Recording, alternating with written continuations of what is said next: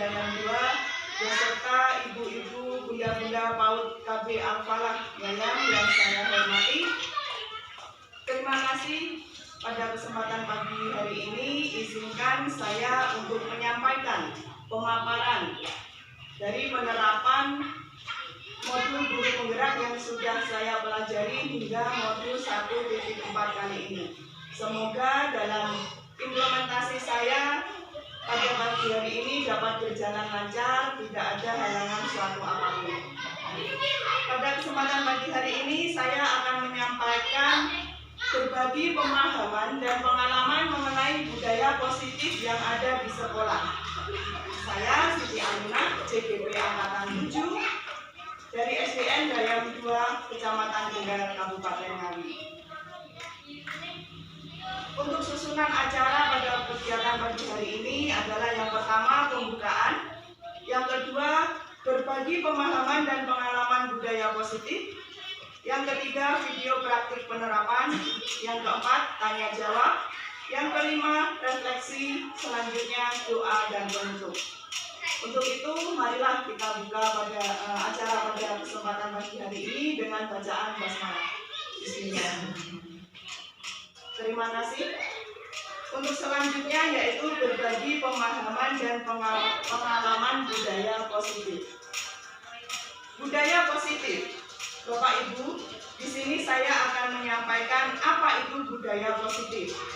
Sesuai yang telah saya pelajari selama 2 bulan bergabung dalam guru penggerak ini, yaitu budaya positif merupakan perwujudan dari nilai-nilai atau keyakinan universal yang diterapkan di sekolah, diawali dengan perubahan paradigma tentang teori kontrol.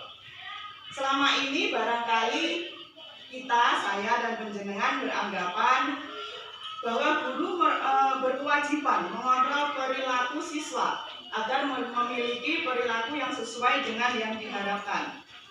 Budaya positif di sekolah ialah nilai-nilai, keyakinan-keyakinan dan kebiasaan yang berpihak pada murid agar murid dapat berkembang menjadi pribadi yang kritis, penuh hormat dan tanggung jawab. Adapun konsep kunci dari modul yang saya pelajari mengenai penerapan budaya positif adalah yang pertama mengenai perubahan paradigma belajar, disiplin positif, motivasi perilaku manusia, kebutuhan dasar, posisi kontrol, dan keyakinan kelas serta segitiga restitusi. Perubahan paradigma belajar. Untuk memahami konsep ini, saya mempunyai satu permainan.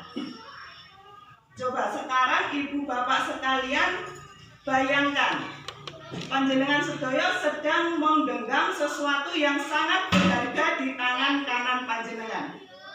Oke? Boleh diangkat tangannya? Di dalam genggaman ini ada sesuatu yang sangat berharga milik panjenengan.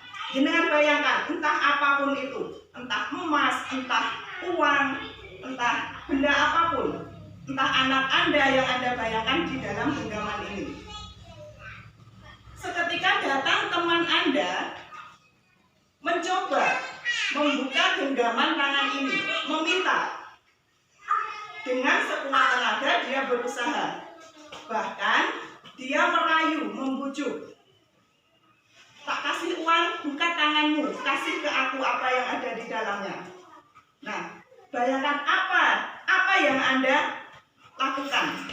Apakah Anda akan membuka atau Anda akan tetap menutup, mempertahankan genggaman tangan Anda? Boleh berpendapat, monggo. Budasih, monggo. Panjenengan tetap menggenggam atau akan membuka tangan? Mungkin Bu Lasri? Untuk menurut saya tetap akan menggenggam karena saya membayangkan ini adalah anak saya.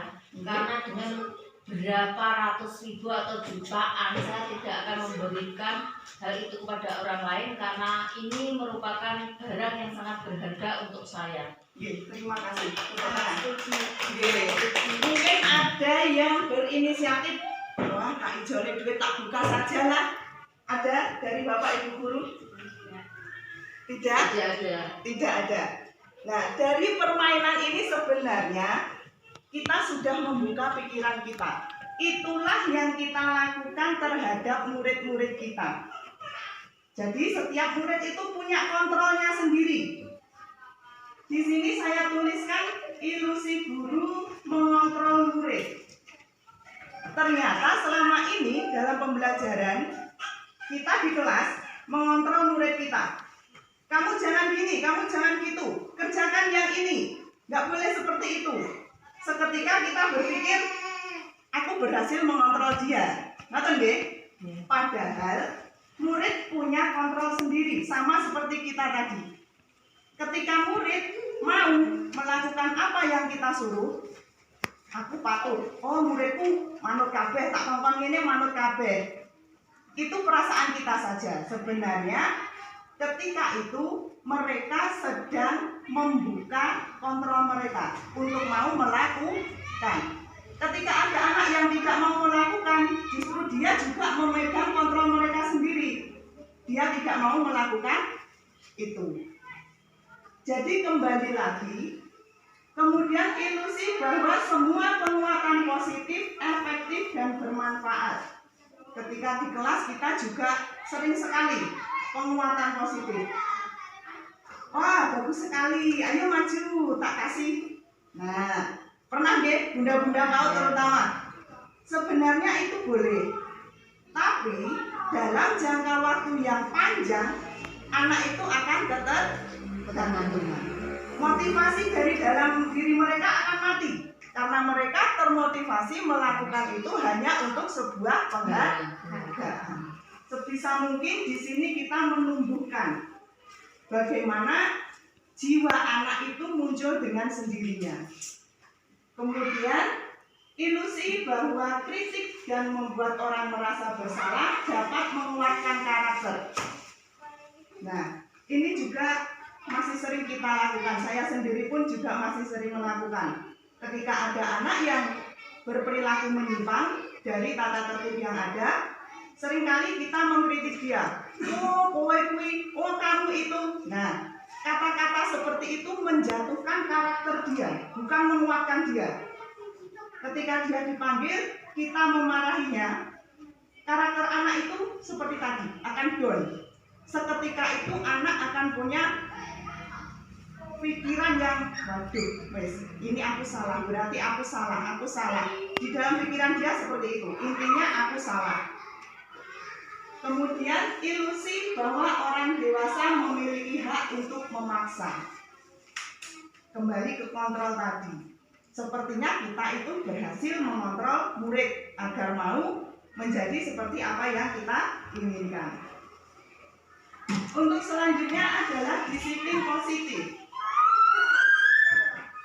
Menurut panjenengan mendengar kata disiplin, napa niku? Disiplin itu berhubungan dengan apa? Bu Aris, monggo disiplin. Mentaati segala sesuatu yang sudah ditetapkan, seperti mentaati peraturan. Peraturan. Kalau kita berbicara disiplin, tentunya hubungannya dengan tata tertib, peraturan, memaksa, harus mau mematuhi, itu memaksa. Terus adanya ketidaknyamanan. Kenapa tidak nyaman? Karena kita mengharuskan murid-murid patuh pada aturan itu. Dari sini sebenarnya kata disiplin itu artinya adalah belajar. Jadi belajar. Mendisiplinkan itu mengajarkan. Mengajarkan untuk menjadi lebih baik. Bukan berarti harus memaksa untuk mematuhi peraturan. Nah, disiplin itu menerapkan nilai-nilai kebajikan universal, di mana nilai-nilai ini merupakan sebuah payung besar dari sikap dan perilaku kita yang merupakan fondasi dasar. Salah satunya kalau sekarang kita menerapkan kurikulum merdeka adalah dengan tercapainya profil pelajar Pancasila. Banyak sekali untuk nilai-nilai disiplin universal ini, nilai-nilai kebajikan universal ini diantaranya adalah tanggung jawab, mandiri. Pokoknya semua nilai yang ada pada anak itu yang akan kita munculkan. Kreativitas, taat peraturan, kemudian ada juga motivasi. Motivasi dalam melakukan disiplin. Ada 3 motivasi perilaku manusia untuk melakukan budaya positif, melaksanakan disiplin positif. Yaitu yang pertama, murid-murid atau kita umumnya mau berperilaku positif dengan motivasi untuk menghindari ketidaknyamanan atau hukuman. Jadi ketika sekolah kita punya aturan datang tepat waktu sebelum jam 7 ya. Murid-murid semua datang sebelum jam 7. Kenapa? Mungkin motivasi mereka takut dihukum. Nah, makanya mereka datang sebelum jam 7. Bapak Ibu guru juga, kenapa datangnya pagi-pagi semua sebelum jam 7? Karena tidak nyaman teman yang lain datangnya sebelum jam 7. Masa saya jam 7 lebih, seperti itu. Motivasi yang kedua, untuk mendapatkan imbalan atau penghargaan dari orang lain. Masih berhubungan dengan materi sebelumnya. Jadi ketika kita sudah memancing anak dengan penghargaan, itu akan berlaku jangka pendek. Ketika kita berhenti memberi penghargaan atau imbalan, mungkin anak itu akan berperilaku kembali seperti semula. Jadi bukan efek jangka panjang. Perilaku motivasi manusia yang ketiga adalah untuk menjadi orang yang mereka inginkan dan menghargai diri sendiri dengan nilai-nilai yang mereka percaya. Jadi sebisa mungkin kita sebagai pendidik harus memunculkan motivasi murid yang ketiga ini. Fokus kita ke yang ketiga. Jadi perilaku murid yang baik itu bukan muncul karena motivasi 1 atau 2, melainkan harus muncul karena benar-benar dari dalam diri mereka sendiri yang ingin menghargai nilai-nilai yang ada pada diri mereka. Kenapa berangkat pagi? Karena saya bertanggung jawab dengan nilai disiplin, tanggung jawab seperti itu. Kemudian ketika mereka telah memiliki motivasi itu akan berdampak jangka panjang. Mereka tidak akan terpengaruh pada adanya hukuman. Meskipun ada hukuman atau iming-iming imbalan tadi seperti bunga mantangan, dia tetap akan tetap mempertahankan motivasi mereka yang sudah dibangun. Nah, di sini saya akan menyampaikan hukuman dan penghargaan. Saya sendiri juga pernah mengalami adanya hukuman semasa saya masih sekolah, ya. Mungkin zaman-zaman sekolah SD saya atau SMP saya itu masih banyak sekali hukuman. Ketika tidak mengerjakan PR, berdiri di depan, pegang telinga, angkat 1 kaki. Mungkin Bapak Ibu juga pernah mengalami, atau tangannya di atas meja kemudian dipukul menggayet, ya. Mungkin masih ingat. Itu pendidikan zaman dahulu. Kalau sekarang itu sudah tidak diperbolehkan. Bahkan hukuman itu harus dihapuskan, tidak boleh diadakan di sekolah. Mengapa? Karena hukuman itu sifatnya tiba-tiba, muncul seketika emosi waktu itu. Murid-murid tidak pernah tahu, tidak pernah menyepakati akan adanya hukuman. Dan tidak dilibatkan. Hukuman bersifat satu arah yang datangnya hanya dari pihak guru. Murid hanya menerima tanpa adanya kesepakatan. Hukuman bisa berupa hukuman fisik maupun psikis. Kalau hukuman fisik sudah jelas, ya, memukul, menjewer. Kalau hukuman psikis itu berupa kata-kata verbal. Kamu itu goblok misalnya. Itu sangat melukai hati murid dan itu akan tertanam. Murid akan berpikir, oh aku goblok, aku goblok, aku goblok. Itu yang mematikan kreativitas murid.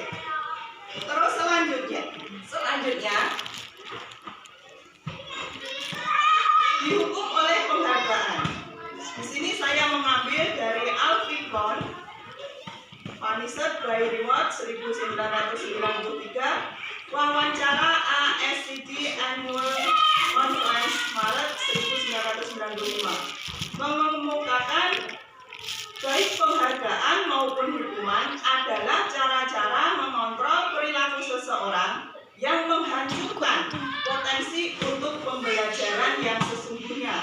Mengapa? Karena pengaruh jangka pendek dan jangka panjang seperti yang sudah saya sampaikan di depan. Hukuman dan penghargaan atau imbalan tadi, pengaruhnya hanya jangka pendek. Ketika anak diberi imbalan, dia akan memacu motivasinya untuk berperilaku lebih baik. Aku mengerjakan PR, dia dapat nilai 100, biar dapat uang, biar dapat permen dari ini, seperti itu, guys. Nah, ketika guru itu tidak masuk, anak mengerjakan PR yang bagus, dia akan kecewa. Terus garap bagus, nggak dapat apa-apa. Di sini adalah jangka pendeknya, tidak tertanam di hati mereka. Untuk itu, sebaiknya penghargaan dan hukuman ini ditiadakan, dihindari sebisa mungkin. Yang kedua, penghargaan tidak efektif. Karena itu tadi, hanya menghargai mereka yang berprestasi. Bagaimana dengan anak-anak yang di bawah, yang belum bisa memunculkan diri mereka, maka dia akan semakin mati. Mati apanya? Mati karakternya. Dia tidak akan bisa menumbuhkan dirinya, merasa minder, merasa down. Kemudian penghargaan merusak hubungan antara guru dan murid. Yang dibangun hanya hubungan dengan anak-anak yang punya prestasi. Sedangkan anak-anak yang tidak punya prestasi seperti diabaikan. Penghargaan juga menurunkan kualitas. Karena penghargaan tadi digunakan anak sebagai motivasi untuk mengerjakan sesuatu berdasarkan imbalannya, bukan berdasarkan inisiatif mereka memang benar-benar ingin belajar.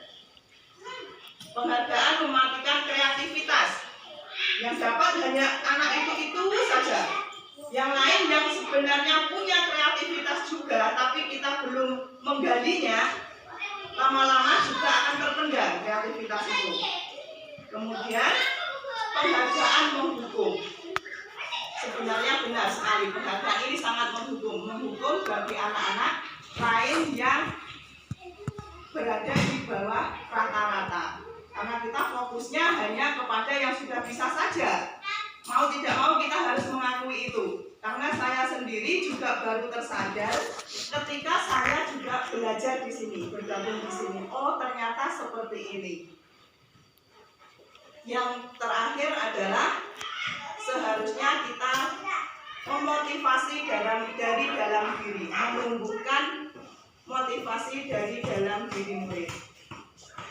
Untuk selanjutnya ada restitusi, di mana restitusi ini adalah proses menciptakan kondisi bagi murid untuk memperbaiki kesalahan mereka, sehingga mereka bisa kembali kepada kelompok mereka dengan karakter yang lebih kuat. Restitusi juga merupakan proses kolaboratif yang mengajarkan murid untuk mencari solusi masalah mereka, membantu murid berpikir tentang orang seperti apa yang mereka inginkan dan bagaimana mereka harus memperlakukan orang lain. Sebelum saya melanjutkan ke restitusi, mungkin Bapak Ibu ada yang ingin disampaikan mengenai pemaparan saya tadi sekitar penghargaan dan hukuman. Monggo. Bu Lasri, monggo. Saya hanya ingin menanyakan atau bagaimana cara kita untuk mendisiplinkan. Tadi kan juga kan tidak boleh memaksakan anak, harus tidak boleh satu arah. Berarti kemungkinannya dua arah antara guru dan murid itu mempunyai suatu kesepakatan dalam mendisiplinkan siswa agar tidak hanya satu arah. Contoh dari bagaimana aturan yang tidak satu arah itu memenuhi. Terima kasih Bu Afia. Untuk mendisiplinkan anak agar tidak satu arah, itu nanti saya jawab di sesi tanya jawab Ibu. Itu karena berkaitan dengan penekanan selanjutnya ini. Ada restitusi. Jadi bagaimana kita mendisiplinkan karakter anak, perilaku anak, kita memakai restitusi ini tadi. Kita menyelesaikan masalah mereka, membantu murid berpikir tentang orang seperti apa yang mereka inginkan dan bagaimana mereka harus memperlakukan orang lain. Intinya ada di sini. Seperti kita sharing. Kalau di SMP SMK mungkin sudah ada guru BK. Kalau kita kan otomatis guru kelas ya, mengatasi semua masalah murid-murid kita per kelas. Nah, restitusi ini bukan untuk menembus kesalahan, namun untuk belajar dari kesalahan. Kemudian restitusi juga dapat memperbaiki hubungan. Restitusi adalah tawaran, bukan paksaan seperti hukuman tadi. Restitusi menuntun untuk melihat ke dalam potensi diri mereka. Restitusi juga mencari kebutuhan dasar yang mendasari tindakan, fokus pada karakter, menguatkan, fokus pada solusi, dan mengembalikan murid yang berbuat salah pada kelompoknya. Di sini ada beberapa identitas gagal dan sukses. Kalau hukuman bisa saya bacakan di sini. Kalau hukuman itu sesuatu yang menyakitkan harus terjadi. Seperti tadi, entah itu fisik, entah itu psikis, kalau hukuman harus terjadi dan memang terjadi. Berbeda dengan konsekuensi, sesuatu harus terjadi, sedangkan restitusi merupakan suatu pilihan. Jadi pilihan kita itu di restitusi. Sebisa mungkin untuk menerapkan budaya positif melalui disiplin positif, kita menggunakan restitusi. Nah, tadi juga disebutkan mengenai kebutuhan dasar yang melandasi perilaku manusia.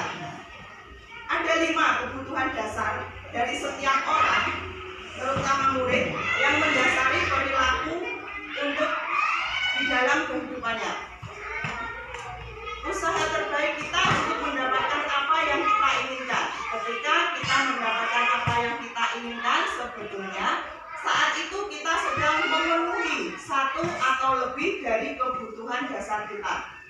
5 kebutuhan dasar manusia yaitu kebutuhan untuk bertahan hidup. Ini kebutuhan paling utama, paling pokok, survival, bertahan hidup. Kita manusia dan orang-orang semua manusia akan melakukan apapun, upaya apapun untuk bertahan hidup, karena ini kebutuhan dasar yang pertama. Kemudian kebutuhan dasar yang kedua adalah kasih sayang dan rasa diterima di kelompoknya. Yang ketiga adanya kebebasan, 4 kesenangan, dan 5 penguasaan. Ketika seorang murid melakukan satu perbuatan yang bertentangan dengan nilai kebajikan atau melanggar peraturan, hal itu sebenarnya karena mereka gagal memenuhi salah satu kebutuhan dasar mereka. Sebagai seorang pendidik, kita juga memiliki posisi kontrol yang sangat penting. Bagaimana kita bisa dengan legowo, dengan ikhlas memilih posisi kontrol yang terbaik untuk murid-murid kita. Dian Bosen dalam bukunya Restitution Restructuring School Discipline 1998 mengemukakan bahwa guru perlu meninjau kembali penerapan disiplin di dalam ruang-ruang kelas mereka selama ini. Apakah telah efektif? Apakah berpusat, memerdekakan, dan memandirikan murid? Bagaimana dan mengapa? Melalui serangkaian riset dan berdasarkan pada teori kontrol Dr. William Glasser, Bosen berkesimpulan ada 5 posisi kontrol yang diterapkan seorang guru, orang tua, maupun atasan dalam melakukan kontrol. Kelima, posisi kontrol tersebut adalah satu penghukum. Tentunya kita tidak ingin menjadi seorang penghukum dalam menerapkan perilaku yang baik untuk murid-murid kita. Kemudian ada pembuat rasa bersalah. Posisi ketiga teman, posisi keempat pemantau, dan posisi kelima manajer. Dalam posisi kontrol sebagai penghukum, kurang jelas nih di sini.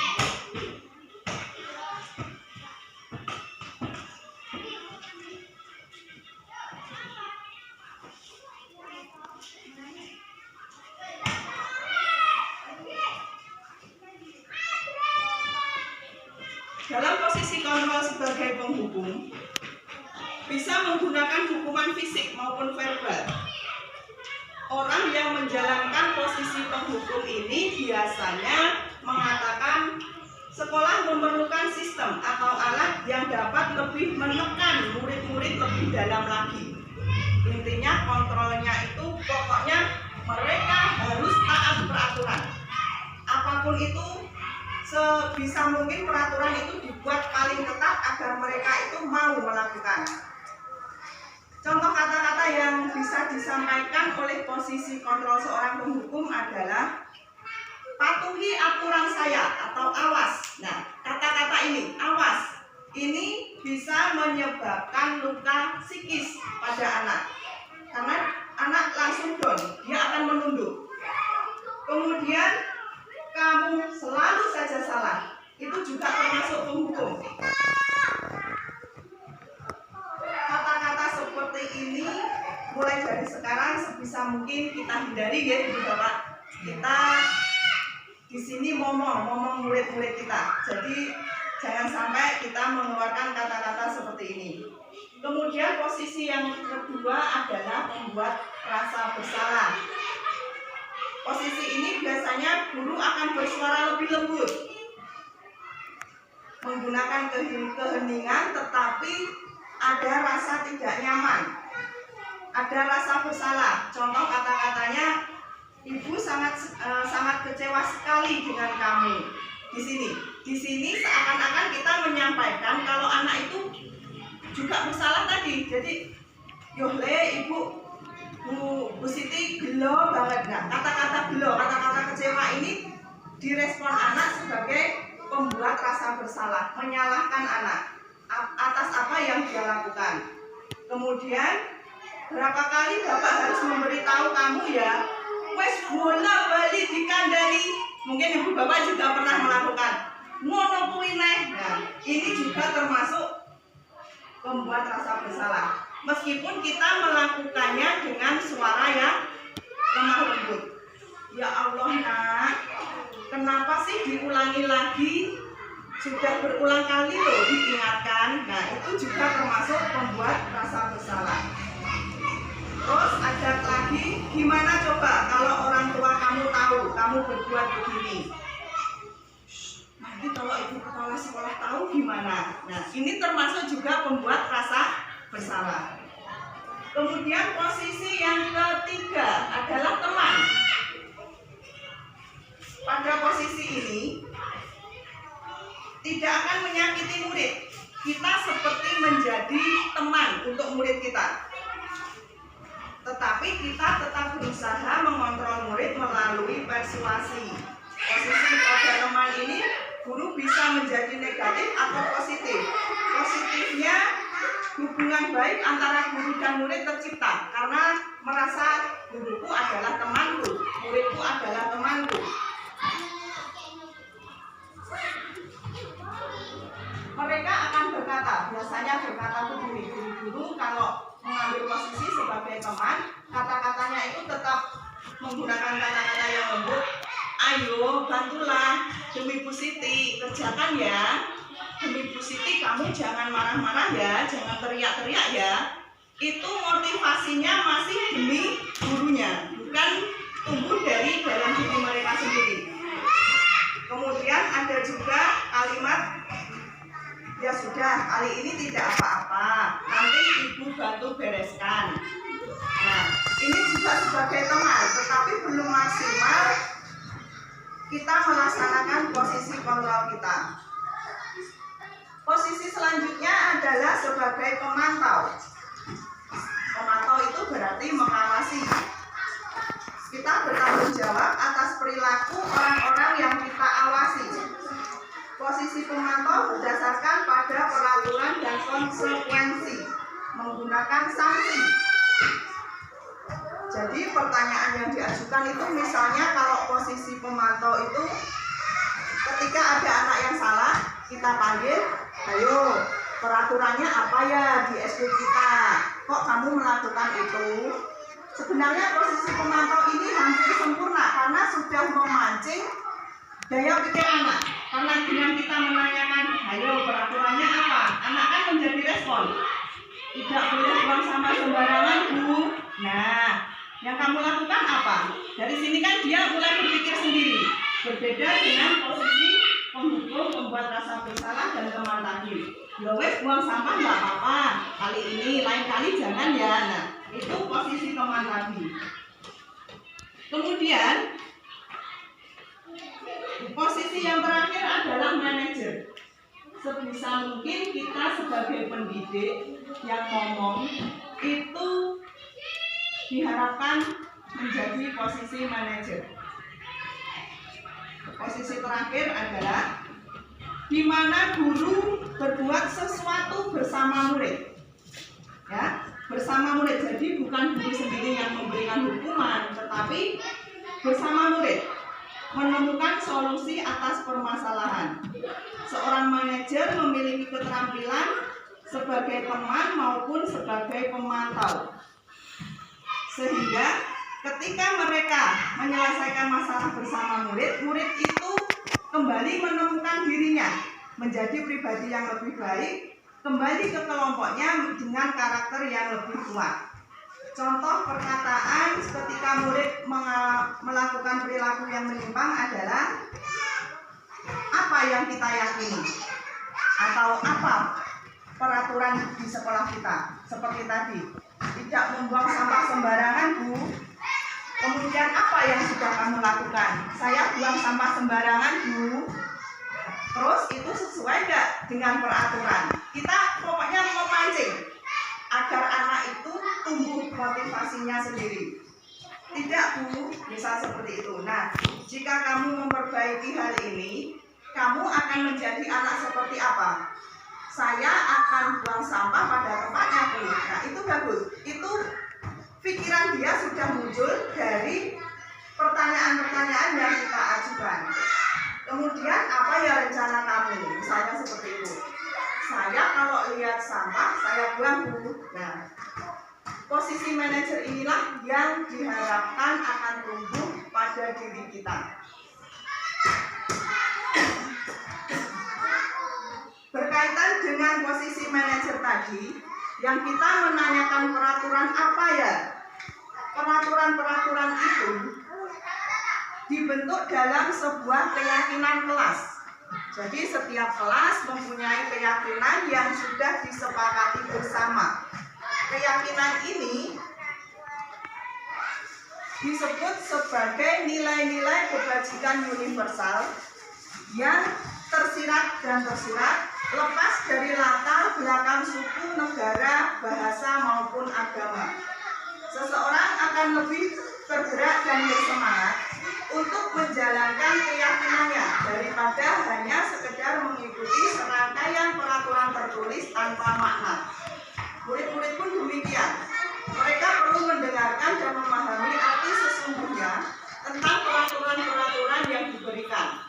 Apa nilai-nilai kebajikan di balik peraturan tersebut? Apa tujuan utamanya? Dan menjadi tidak tertarik atau takut sehingga hanya sekedar mengikuti serangkaian peraturan. Keyakinan kelas ini bukan hanya sekedar gurunya nulis peraturan kelasku seperti ini terus ditempel, bukan hanya seperti itu. Jadi peraturan kelas itu harus dibuat bersama seluruh anggota kelas dan sudah disepakati. Ketika sudah disepakati bersama murid, Jadi guru dan murid itu tahu, oh ini loh peraturan di kelas saya. Jadi saya harus mematuhi peraturan-peraturan ini. Bukan hanya sepihak satu arah dari guru. Nah, ketika kita sudah memiliki keyakinan kelas masing-masing dan ketika ada anak yang berperilaku menyimpang dari keyakinan kelas itu, kita menyelesaikannya menggunakan segitiga restitusi. Mendisiplinkan anaknya menggunakan segitiga restitusi. Dalam segitiga restitusi ini ada 3 tahapan. Tahapan yang pertama adalah menstabilkan identitas. Bagian dasar dari segitiga bertujuan untuk mengubah identitas anak dari orang yang gagal dan merasa bersalah tadi menjadi orang yang sukses. Sukses menumbuhkan motivasinya menjadi berperilaku lebih baik. Anak yang melanggar peraturan karena sedang mencari perhatian adalah anak yang sedang mengalami kegagalan. Dia mencoba untuk memenuhi kebutuhan dasar, namun ada benturan. Misalnya, seperti kasus kemarin ya, sangat banyak sekali kasus di sekolah kita. Seperti kita kemarin teriak-teriak dengan Rengga. Mungkin Bapak Ibu guru juga melihat sampai mukanya merah, tangannya begini-begini. Ketika saya belum belajar tentang segitiga restitusi, secara otomatis refleks saya datang, saya ikut emosi. Mungkin Bapak Ibu guru juga melakukan hal sama kalau melihat itu. Saya juga teriak di depan kita, menanyakan itu. Tapi ketika saya sudah belajar dengan ini, saya sangat merasa bersalah kepada anak-anak. Ternyata cara mengatasi masalahnya bukan seperti itu. Kita cari dulu identitasnya. Kenapa masalah itu bisa terjadi? Mungkin kita ada sesuatu yang belum terpenuhi kebutuhan dasarnya. Setelah saya coba kembali, kemarin saya lakukan segitiga restitusi di kelas, saya menemukan, kenapa Vita, kamu kok teriak-teriak kepada Rengga? Ternyata Vita menjawab, saya loh Bu, dilokne cemen sama Rengga. Nah, di sini saya menemukan kebutuhan dasar kita yang belum dipenuhi, yaitu privasi dia. Ya, dilokne cemen. Rasa percaya dirinya terganggu di sini. Oh, begitu. Terus, kemudian yang kedua, validasi tindakan yang salah. Setiap tindakan kita lakukan dengan satu tujuan, yaitu memenuhi kebutuhan dasar. Kalau kita memahami kebutuhan dasar apa yang mendasari sebuah tindakan, kita akan bisa menemukan cara paling efektif. Setelah tadi saya temukan kasusnya Vita, dia teriak-teriak pada Rengga karena dia ingin melindungi haknya. Dikatakan cemen, dia tidak terima. Validasi tindakannya saya tanyakan. Terus kalau kamu teriak-teriak sama Rengga dengan suara seperti itu, benar atau salah? Ya salah Bu, nggak sopan. Dia sadar. Ketika itu dia sadar, oh berarti saya juga anggap, oh berarti dia bisa berpikir, mulai bisa berpikir. Setelah menemukan solusinya, alasannya tadi, sisi yang ketiga yaitu menanyakan keyakinan. Teori kontrol menyatakan bahwa kita pada dasarnya termotivasi secara internal. Ketika identitas sukses telah tercapai dan tingkah laku salah telah divalidasi, maka anak akan siap untuk dihubungkan dengan nilai-nilai yang dia percaya dan berpindah menjadi orang yang dia inginkan. Oh begitu. Jadi ketika sudah dikasih tahu, kita pancing pertanyaan, ya nggak benar Bu saya teriak, oke tidak sopan Bu, ya. Terus sebaiknya kamu bagaimana? Ya saya akan minta maaf Bu, karena itu tumbuh dari Vita sendiri, ya. tumbuhnya dari bukan karena kita kalau biasanya kita ayo minta maaf seperti itu. Jadi sekarang prosesnya kita selidiki dulu, kita stabilkan identitasnya dulu, permasalahannya, kemudian tindakan apa yang salah yang dia lakukan, yang ketiga kita memancing untuk memberikan solusi. Oke. Demikian materi pemaparan yang saya sampaikan. Mungkin Bapak Ibu bisa menyaksikan dokumentasi proses penerapan budaya positif di kelas 4 yang sudah saya lakukan. Mbak Gigi bisa geser lihat layarnya ya.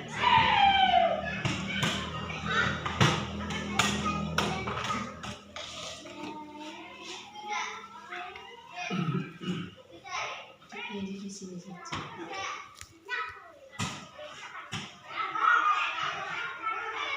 Nah, ini adalah dokumentasi penerapan proses budaya positif di kelas 4. Pembentukan keyakinan kelas 4. Kami kelas 4 sudah menyepakati kemarin kami bersama bermusyawarah untuk menentukan keyakinan kelas, yaitu makan saat jam istirahat. Pada awalnya anak-anak itu, ayo kita sepakat untuk apa ya? Tidak boleh makan di dalam kelas, Bu. Jadi kesepakatan kelas itu kita tidak menggunakan kata-kata tidak boleh. Karena itu tidak termasuk di dalam sini. Jadi kata-katanya itu kita ganti ke kata-kata yang positif. Tidak boleh itu cenderung menghukum, cenderung negatif. Kalau tidak boleh makan di dalam kelas, berarti kita makannya kapan? Makannya pas istirahat, Bu. Oke, kita sepakati makan saat jam istirahat. Ini satu poin. Kemudian yang kedua lagi, kita mengusulkan berbicara dengan sopan. Ini diambil dari kesepakatan usulan siswa yang Bu tidak boleh teriak-teriak di dalam kelas.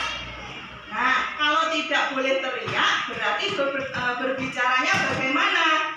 Berbicaranya yang pelan, Bu, yang sopan. Oke, ketemu yang kedua, berbicara dengan sopan. Jadi kita menghindari kata tidak boleh.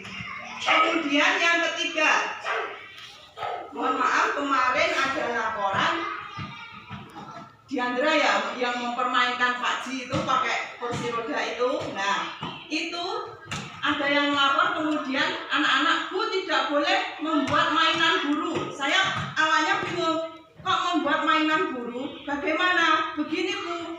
Oh, jadi seharusnya bagaimana? Seharusnya menghormati dan menghargai guru, Bu. Nah, ketemu lagi keyakinan kelas yang ketiga, yaitu menghargai guru. Selanjutnya, Bu tidak boleh keluar tanpa izin. Kalau tidak boleh keluar tanpa izin, berarti apa yang dilakukan? Kalau mau keluar, minta izin. Dan selanjutnya adalah buang sampah pada tempatnya. Jadi kesepakatan ini nih munculnya dari murid, idenya dari murid, tetapi mereka kan kalimatnya masih tidak boleh. Kita yang memancing mereka membenarkan kalimat itu, menyusunnya menjadi sesuatu yang positif, bukan lagi tidak boleh. Sakit dipahami nggih, Ibu Bapak? Nggih. Selanjutnya kasus 1. Saya berikan contoh seperti tadi pertanyaan Ibu Lastri, nggih, bagaimana mendisiplinkan anak kalau kita tidak boleh memakai aturan-aturan yang ketat seperti tadi. Caranya kita menumbuhkan motivasinya. Kasus yang kedua, saya ketika sedang mengajar, saya memperhatikan salah satu murid saya sedang menundukkan kepalanya, seperti sedang mencari sesuatu di dalam kolong meja. Saya pikir dia sedang mencari pensil atau penghapusnya.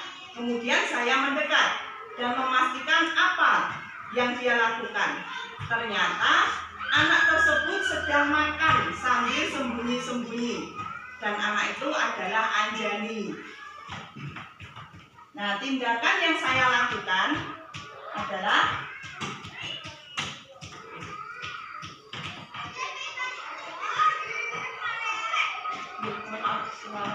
Ya nggak bisa kita ya.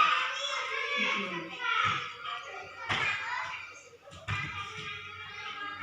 Videonya nggak boleh. Atau saya ditangkap.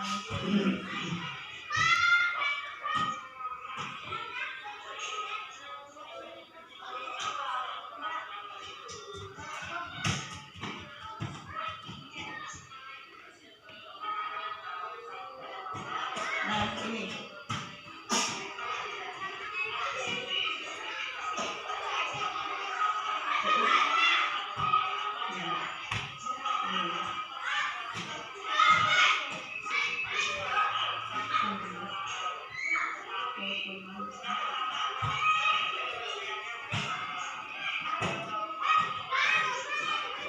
Yang kedua, yang pertama adalah menstabilkan identitas, menanyakan pada Anjani.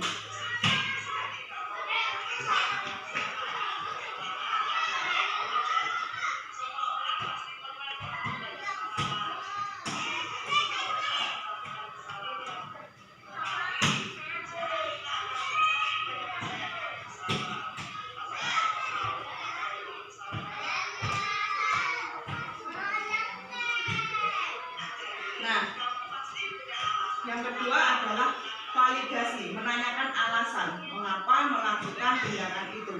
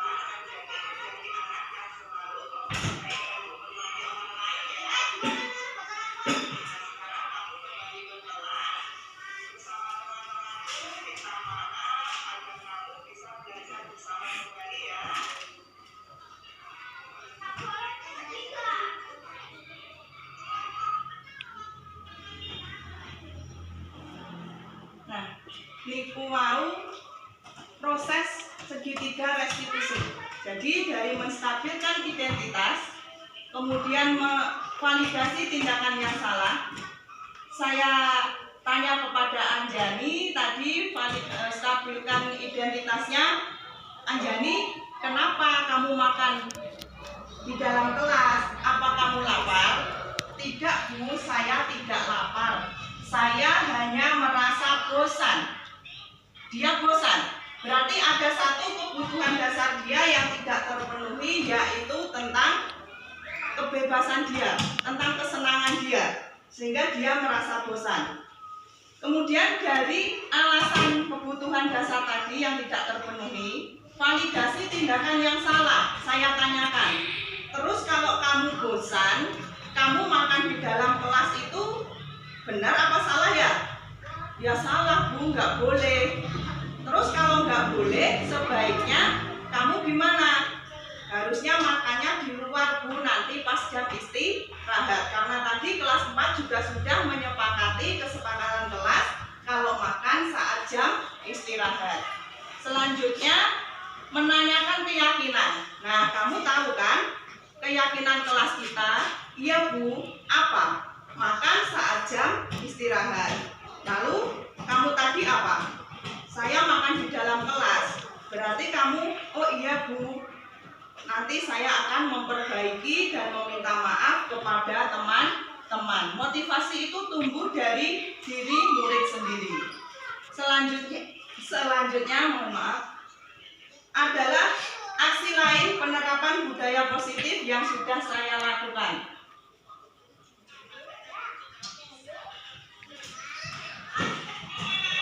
Nah, ini adalah proses pembentukan keyakinan kelas.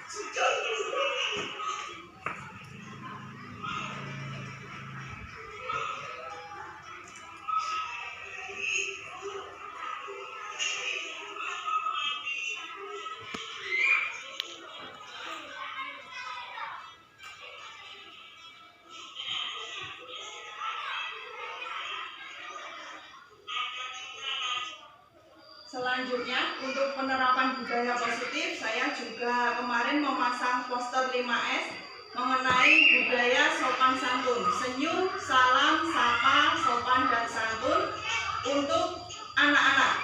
Jadi ketika anak-anak di sekolah, mereka akan mempunyai motivasi untuk berperilaku 5S. Selain itu,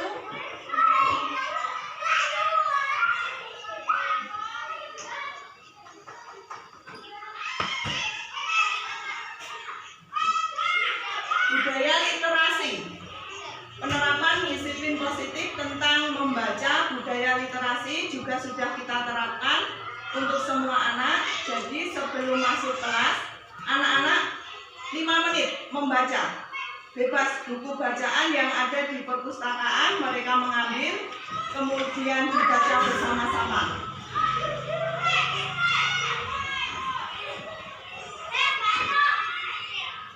Bahkan ini anak kelas 1 meskipun masih terbata-bata, tapi karena sudah setiap hari dilakukan, dia semangat.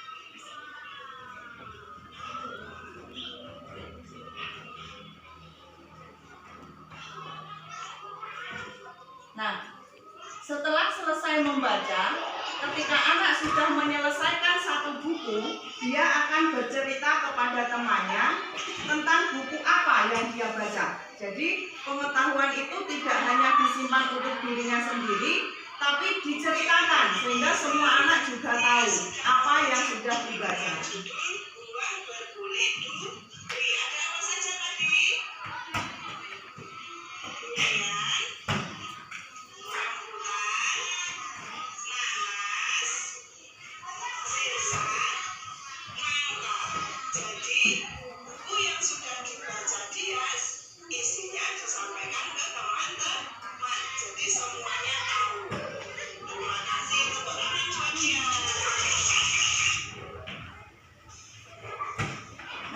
Selanjutnya saya buka untuk sesi tanya jawab. Mungkin ada Bapak Ibu guru yang setelah mendengarkan pemaparan yang saya sampaikan kemudian muncul unek-unek atau angen-angen atau pertanyaan, monggo bisa disampaikan di sini.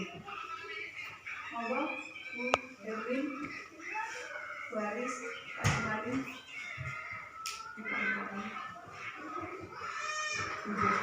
Bu Sri, monggo.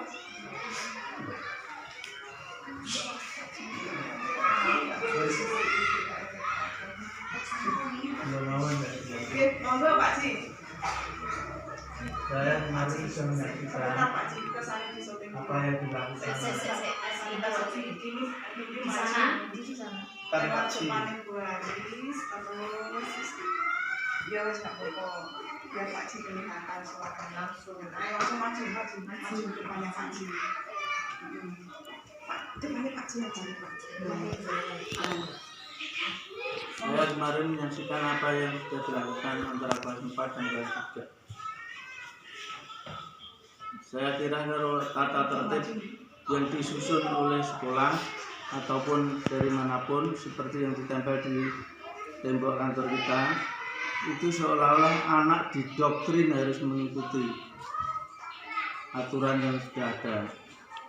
Tapi yang kemarin dilaksanakan oleh kelas 4 dan kelas 3, setiap anak dimintai usul tentang apa yang diinginkan, aturan apa yang diusulkan, itu semua anak kelas 3 dan kelas 4 per pribadi dimintai pendapatnya. Berarti kalau anak yang mengungkapkan apa yang menjadi keinginannya secara otomatis akan siap untuk melaksanakan tanpa paksaan. Itu pendapat saya. Kemarin kemudian ada satu pendapat lagi, dimanapun bahkan saya sendiri pernah melakukan beranggapan bahwa semua anak satu kelas itu berkemampuan sama. Jadi kita lakukan pembelajaran secara klasikal. Padahal sebenarnya kalau ditelusuri per individu, kemampuan anak satu kelas pasti tidak akan sama. Berlatar belakang dari keluarga yang berbeda. Mestinya semua anak mendapatkan perlakuan dari guru yang berbeda pula. Bagaimana untuk menyatukan kemampuan anak yang berbeda tersebut?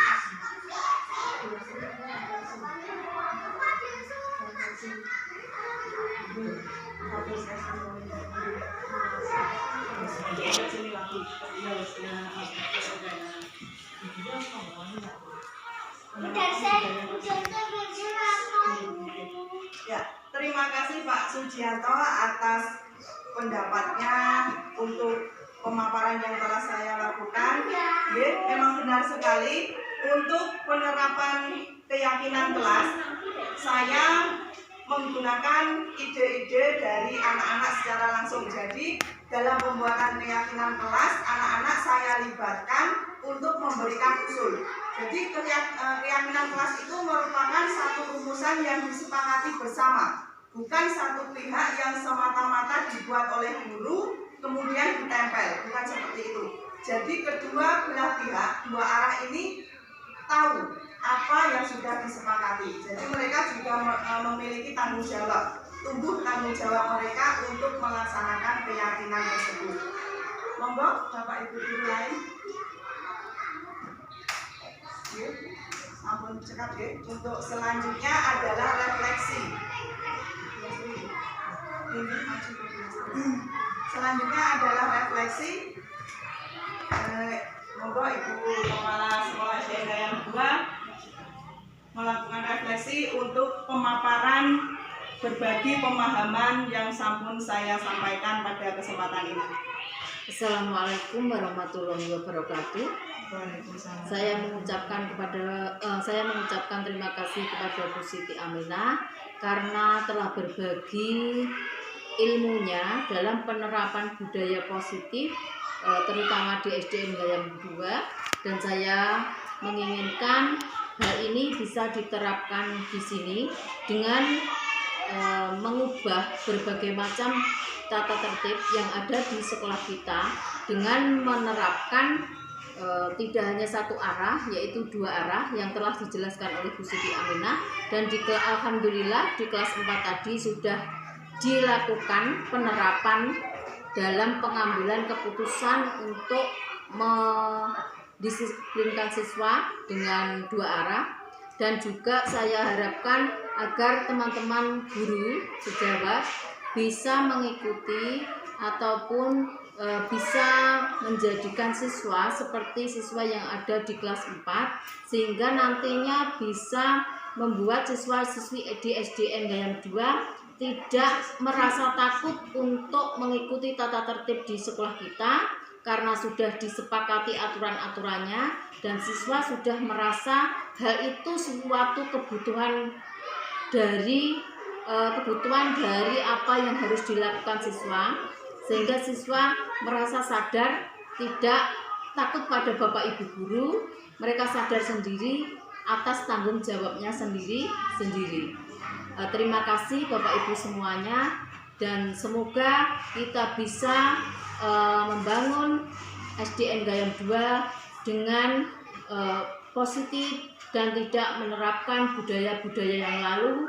Kita menerapkan budaya positif yang ada di sekolah kita. Terima kasih. Billahi taufik wal hidayah. Wassalamualaikum warahmatullahi wabarakatuh. Waalaikumsalam warahmatullahi wabarakatuh.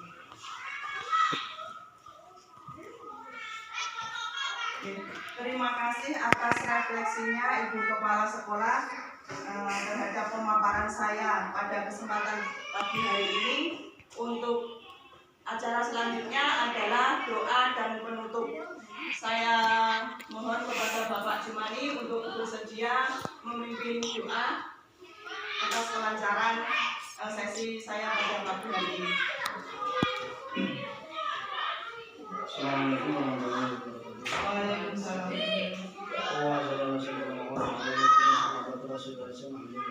Amin. Allahumma inna nas'aluka as-salamata fid dunya wal akhirati wa jazatina wa salamatan fid dunya wal maut. Allahumma inna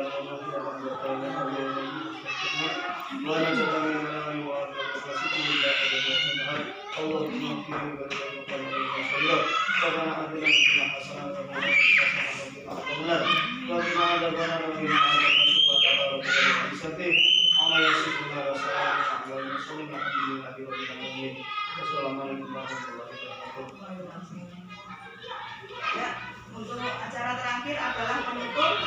Di sini saya pribadi selaku CDP Angkatan 7 Kabupaten Ngawi menyampaikan terima kasih yang sebanyak-banyaknya atas dukungan Ibu Kepala Sekolah, Ibu Bapak Guru SDN Gayam 2 serta Ibu-Ibu PAUD.